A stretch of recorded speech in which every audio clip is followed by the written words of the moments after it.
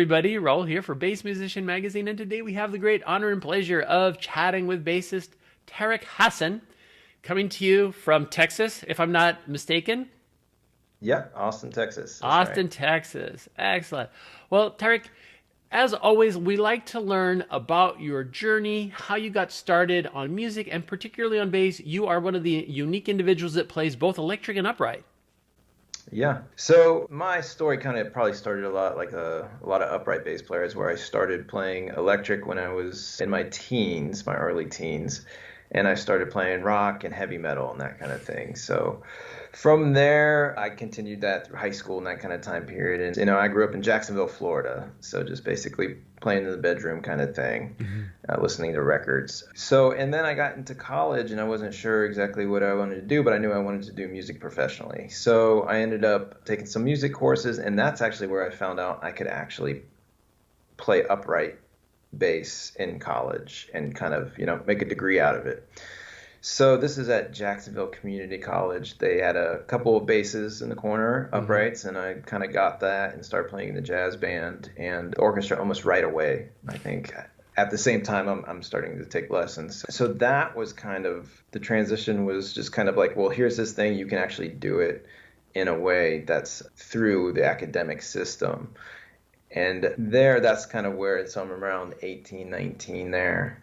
That's where I kind of got into the upright and actually developed an understanding that there's a lot more music in the world than just kind of what was kind of in my local environment of mostly classic rock, being the home of Leonard Skinner and Limp Bizkit, actually. So classic rock and heavy metal and that stuff. So I started off in that route and just kind of spread out from there to the upright. Yeah. Interesting. So you did pursue further education and training after that, though. Yes, I was at a community college, did 2 years there. Then I went to Florida State to finish my undergrad degree in jazz studies. And I studied with the great bass player, Rodney Jordan. And so I was there for a couple years and really just kind of took to jazz. I was studying both classical. There was another classical double bass teacher, Melanie Punter, and I studied a little bit with her, but most of it was with Rodney Jordan. And I kept that classical chops together a bit, but really kind of took to the jazz and kind of said, that's what I want to do professionally. So I went all in on that. So I did a master's degree in Tallahassee, Florida, at Florida State. And then I moved to New Orleans in 2000, that was 2005. So it was 2 weeks before Hurricane Katrina, actually, to start my master's degree. So I was there for 2 weeks, and obviously after that I left and kind of spent a couple years back in Florida, and then a couple years in Rotterdam, or 6 months actually in Rotterdam in those couple years. I was there just kind of at a conservatory that the University of New Orleans, where I was studying, had sent a couple students. So I was there for 6 months. Then I went back to Jacksonville, Florida. And then in 2007, finally felt like it was okay to go back to New Orleans.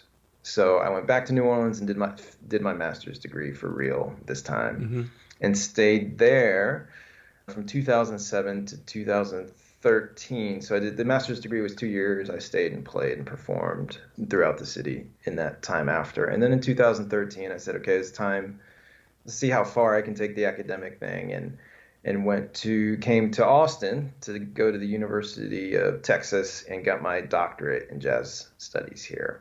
So I've been here since 2013, and I guess that's it for the academic world, because can't go any further past that. So I kind of got to the end of that line.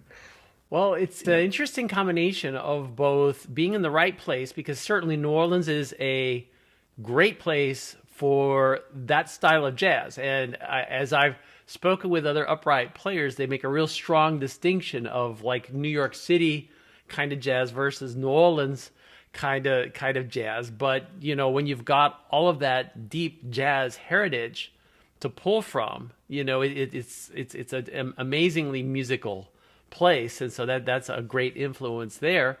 And then your pursuit, especially with the academics, I think, it's impressive, because so many players nowadays, and there's not a wrong way to go. I'll say that, I'm not critical. Everybody's journey takes them in different ways. And sometimes it can be as simple as you're sitting, you're in 7th grade and the kid behind you goes, "Hey, dude, let's make a band."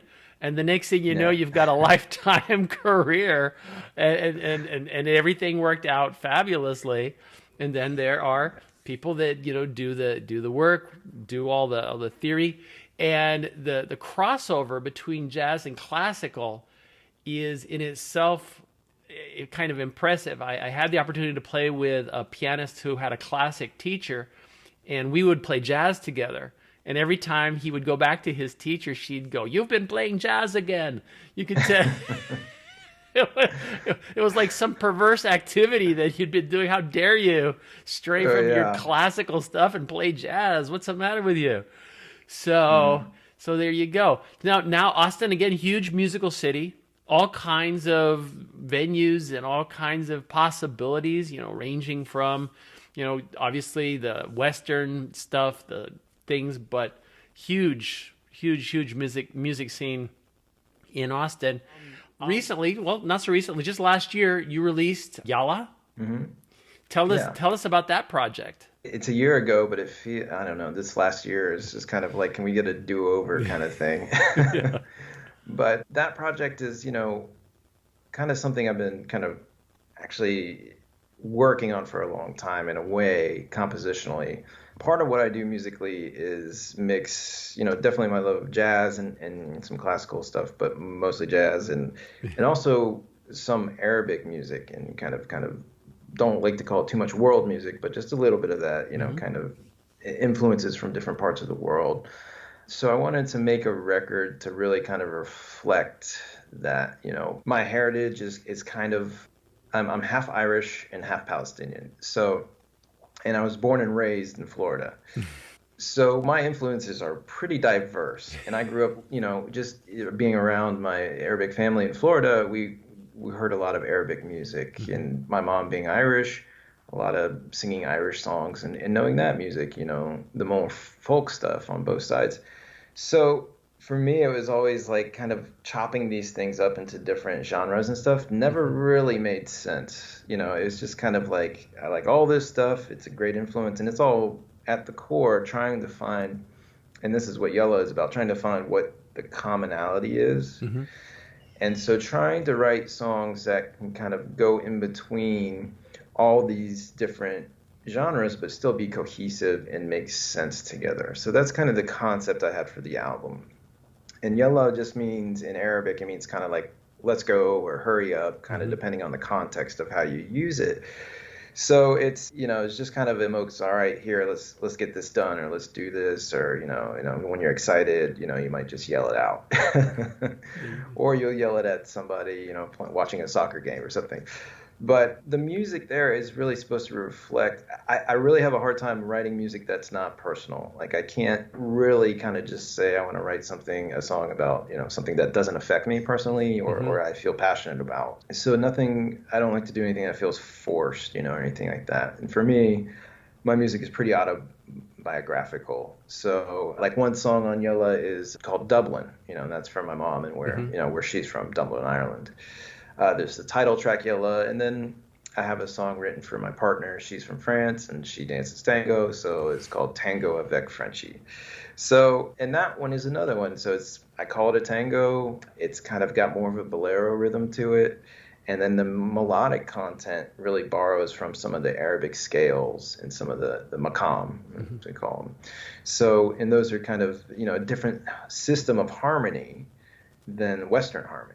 They don't have chords. They don't typically have the piano player or guitar player chunking away, So how do I make these melodic ideas fit into the context of Western music? And that's kind of where I went with that album. Fascinating. Well, and you had the virtue. I mean, you were really fortunate to have those different cultural influences reaching you at a young age, because especially in the United States, and as we look historically back, what people heard was what the radio was putting on. It was what labels were letting us hear. I mean, it was a total control kind of thing. And there was music going on all around the world, but we weren't hearing it because they were marketing the things that they wanted us particularly to hear. And Right. it wasn't until, I'll say, probably in the 60s, you started seeing some breakthrough, like with Sergio Mendes bringing the Brazilian music in, and some of it kind of squeaked in under the radar there. Folks got a little familiar with bossa nova and things. And, for the everyday population, they may never hear Arabic scales or any of that unless a major player, somebody like Paul Simon, had a huge passion of bringing bringing the South African element into some of his music, or bringing Brazilian components. But I think part of the fascinating thing is the music travels with the people as they go as well. And so as I'm listening, especially like to Yala, I have a lot of my background is in Latin America and Spanish. I get notes of, to me, the Moorish, the more gypsy, especially the violin work and all this. Yeah. I'm going, okay, this is very gitano. This is recognizable to me.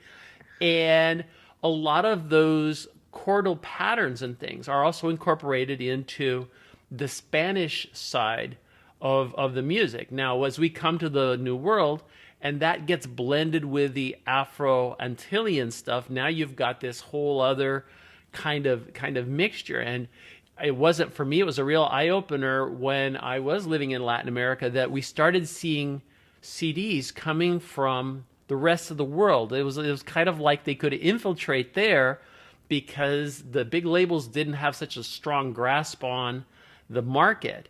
But we would get Brazilian music from Sony Japan.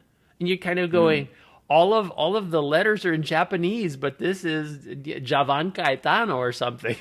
Like, how is this possible? But the richness and just that heritage, and the same is true with Irish music. I mean, so much, I'm sure, was brought kind of internally in the people themselves, because again, we didn't have necessarily records. And I guess as we look back in American history, you had some of your Irish tenors and some people that were kind of showing a little bit of that heritage. But when you get to really some of the real Irish stuff, it hasn't been kind of until recently that we start seeing this infiltration with Michael Flatley and some of the Irish dancing and things. You're going, oh wow, that's a thing, Yeah.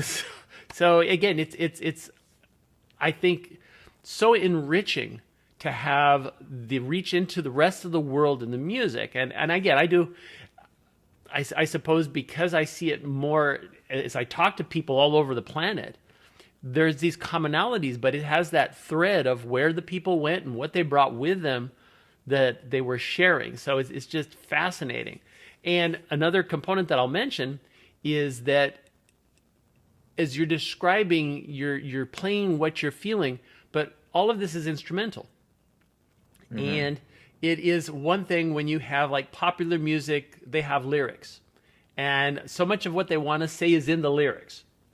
But with your musicality, you're striving to get more at this internal core of the listener, where we're going to understand what you're saying musically without you having said any words, which is such an intense thing. I tend to tune out lyrics because I go for the musicality. I hear what you're speaking. I get your message. But also when it comes to like rock or metal and stuff like that, I can go back and go, oh, that's what they were saying?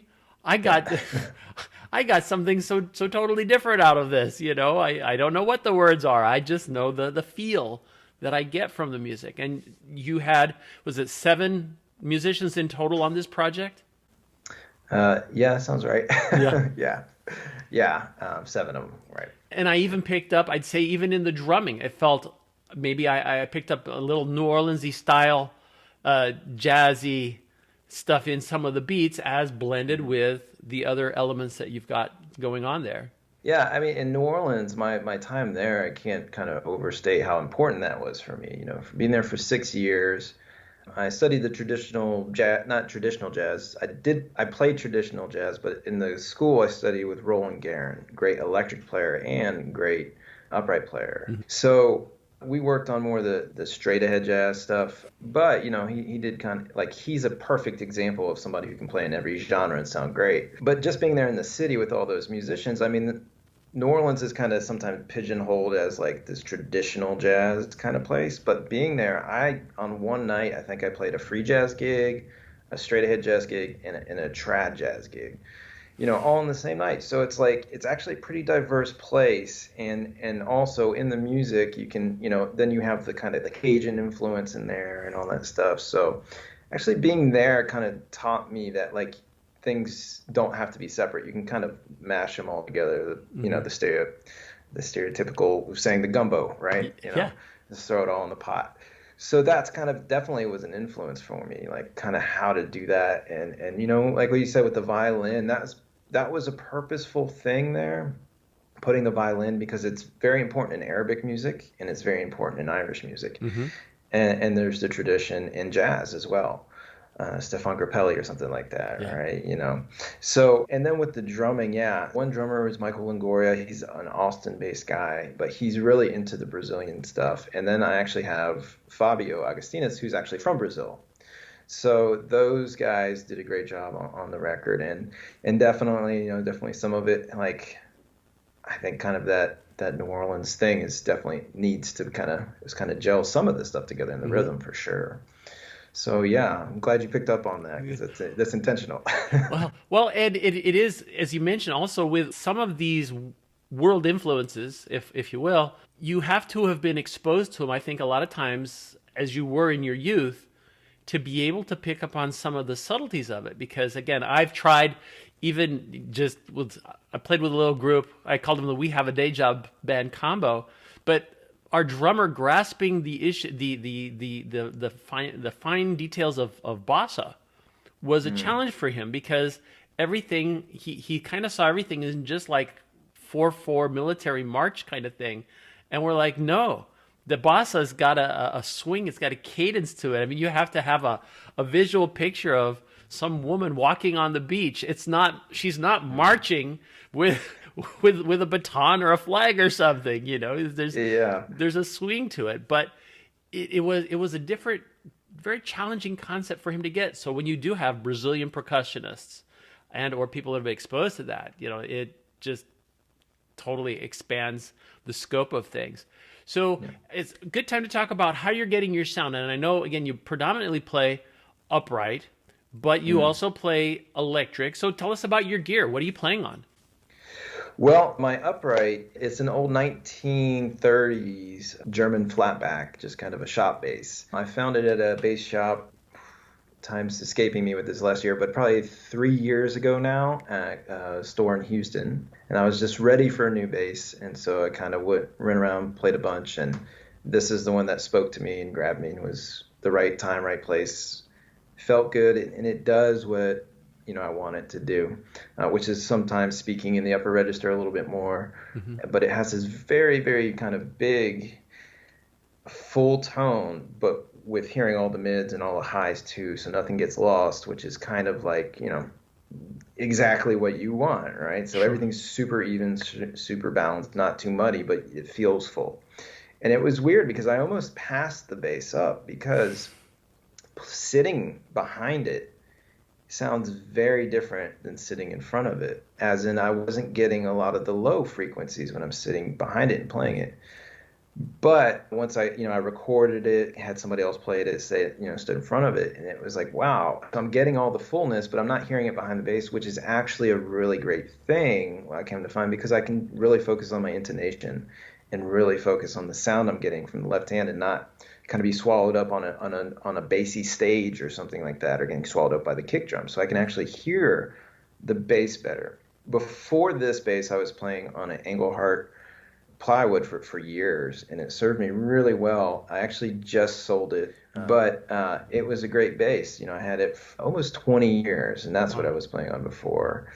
And with this bass, I'm using these new strings by Perastro Perpetuals, and they have they're a metalcore, and they have this kind of very unique sound that I was looking for, something to get the jazz pizzicato sound, but also get some of that Arabic music sound in the higher register and that kind of thing, and cut through. So that's what I'm using for that.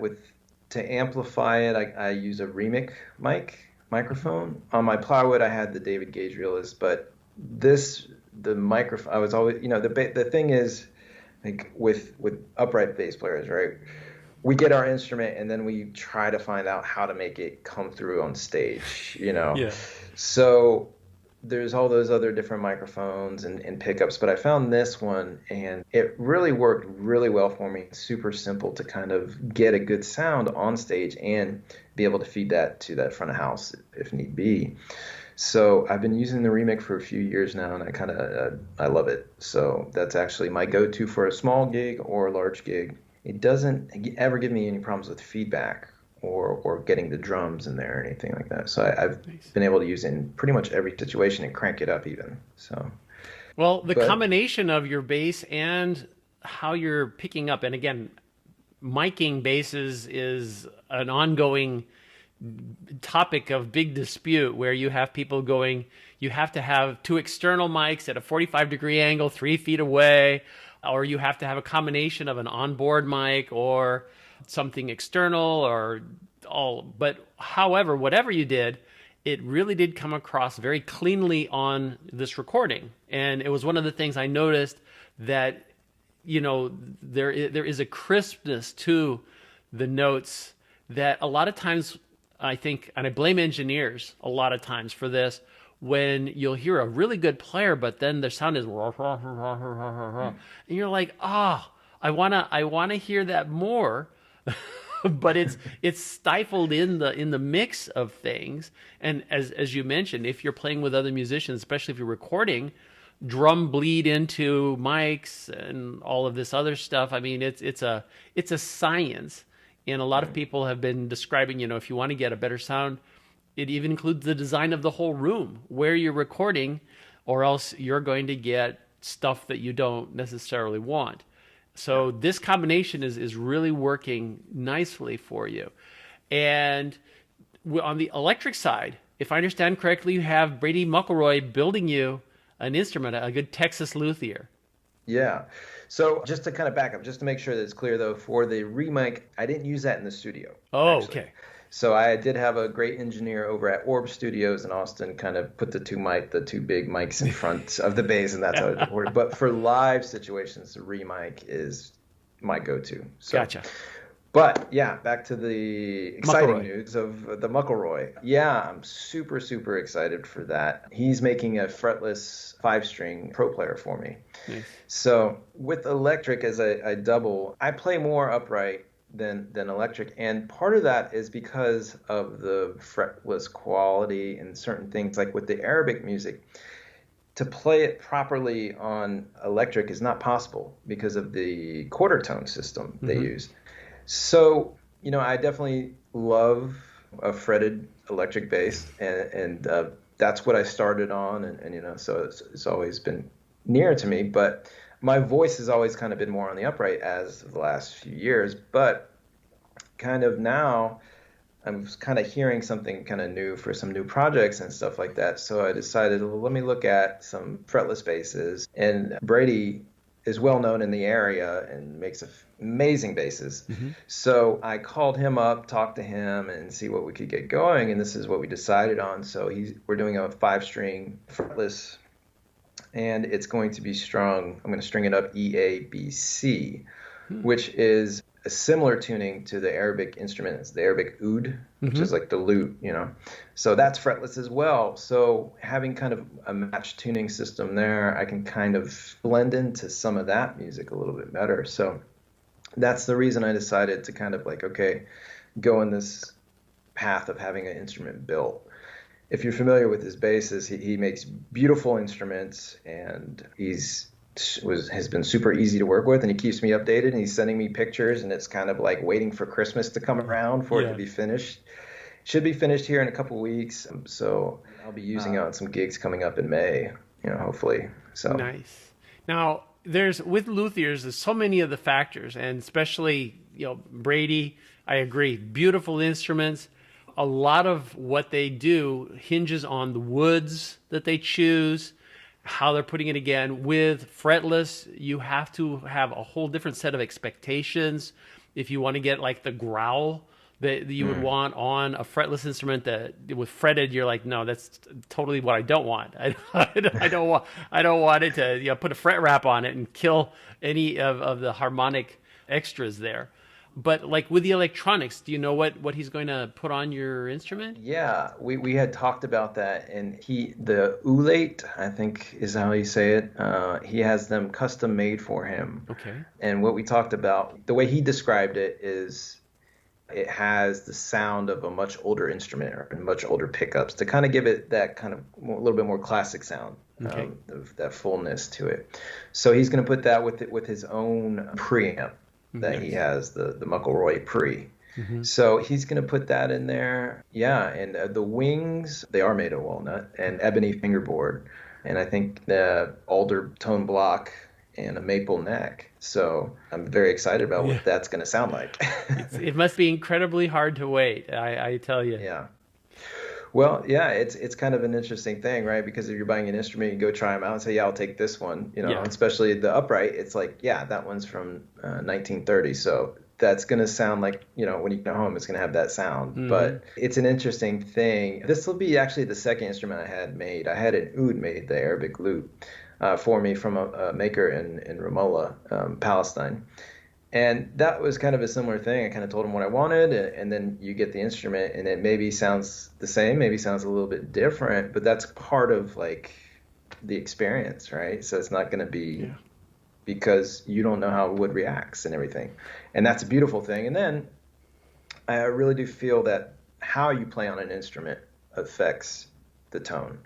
And it will affect over time, right? The way it vibrates. So it becomes your personal sound will come through the instrument, right? So it's a really exciting process to have something built just for you. That's to your specifications, to your style of playing. So yeah, Absolutely. Well, and sometimes it's not just how you play, but where you play. I know that when you look traditionally at some of these old jazz basses, these uprights have been played in some of those smoky old clubs. And Andy Shishon, who plays with Billy Joel, has a Fender that he loves it. And the thing has been played so much that it actually has a divot on the neck around B. So you could close your eyes and just find with your thumb, you can feel it, you can find it. But it's got grunge on it. And he says, I don't want to clean it up. I don't want it to lose its mojo. So he said, I know I could, but all of the life that this instrument had before I got it, I want to keep it in there in case, like it's spirit, Yeah. Yeah, that reminds me of a story too of being in New Orleans. I don't know if we're allowed to talk about drummers here, but go ahead. So after Katrina, right? So a lot of drummers had left their cymbals in their house and stuff, and a lot of mold. They got this green discoloration on the cymbals. Wow. And none of the drummers were like, no, we're not going to clean these cymbals. That's character. That's a story, and it's like, that's hard. You can't really replace the history or something of the instrument. And that's for electric or upright. Like this old bass I have, it's got cracks and dents and everything all over it, but that's character, Yeah. So yeah, that may be the one downside of a new instrument, right? It doesn't have all that mojo, but you can make it yourself. So absolutely. And coming back to gear, especially with the electric, are there any other elements of your gear that are going to help you? Amplification, strings, cables, anything else? I'm not that big of a gearhead. I actually have been selling off gear recently, and I'm kind of going through. That's the one thing. It's kind of like the amp situation and all that. Yeah. So with my upright and with the remic, I found what works really well is this acoustic image with an upshot, which is a small speaker. Works great for upright.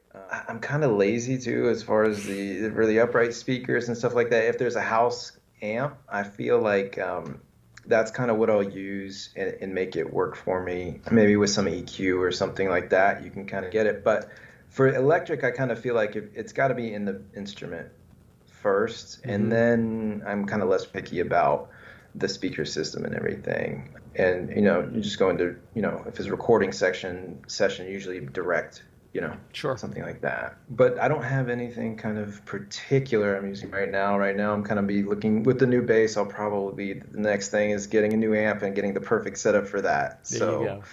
yeah. It's all part of the journey, right? Oh, yeah. It's the expensive part of the journey. Oh, tell me about it. Well, and looking ahead, I know we're still in the pandemic. Hopefully, we're at a stage where we're starting to see some light at the end of the tunnel. I'm seeing tour announcements. I'm seeing gig opening things up. And as we continue to vaccinate and still stay distant from each other, again, there's more than there was when you launched your record. For the future, are you going to be doing more of a Yalla kind of promotional kind of thing, or are you moving on to new stuff? Yeah, so I tomorrow actually is kind of a big gig for me. I'm playing at a jazz venue here that's been awesome through the pandemic. It's called Monks, and they've been live streaming the whole time, and they've been keeping musicians working. And it's been great because it's been like the one place where you can, and it's weekly and multiple. She started with like one gig a week, and then it's turned into like, I think they're at almost a full week of music now. Wow. So, and they're just now bringing in people. So tomorrow, my quartet is going to be playing, and it's actually another big thing because it's actually at the end of May. I'm actually moving to France, so it's going to be this kind of farewell Austin kind of show. So Gotcha. I have that coming up tomorrow. That's exciting. And then, like I said, a few more gigs. Another one at Monks with a great guitar player in town, Glenn Rexash. We're going to be doing basically the week I leave in May. So that will be on electric. That'll be featuring that new Muckaroy bass. So that'll be great. But yeah, so after that, I've been bad about kind of booking, to be honest, with everything opening up. So now it's kind of like, I know with promoters and stuff, it's kind of you've been sending out emails and this, and it's kind of like we're waiting to see what happens, So hopefully, yeah, this thing is gonna keep doing that the quintet for Yella and all that, but always, always kind of looking forward as well. So hopefully do some more stuff and kind of bounce back and forth between Europe and the United States a bit. So. Gotcha. Well, and when you have a big move like that, I mean, you're going to be pretty busy with the logistics of just moving. Yeah. And hence, again, I understand how much gear can you take with you and how much you just kind of go, yeah, if I got to pay pound for pound for this one just can't make the cut. Yeah. But if people want to stay on top of what you're doing, TarikHassan.com, the best place? Yeah. So that's a great place. Bandcamp, my music's on there, and that'll definitely continue to be a platform to release music. I've kind of been impressed with the fact that there's still Bandcamp Fridays and really helping out the musicians, giving all the musicians all the pay and everything. So nice. I've been impressed with the fact that they're seem to be behind the musicians. So TarikHassan.com for live shows, music. You can get my music there as well. Yeah, and hopefully, I'll be kind of putting more and more shows on that. I have a calendar on there, so more and more shows as the year goes on. We'll see. Yeah. Very cool. Well, we appreciate you taking time to chat with us. Folks, you've seen him here. Tarik Hassan coming to you on Bass Musician Magazine.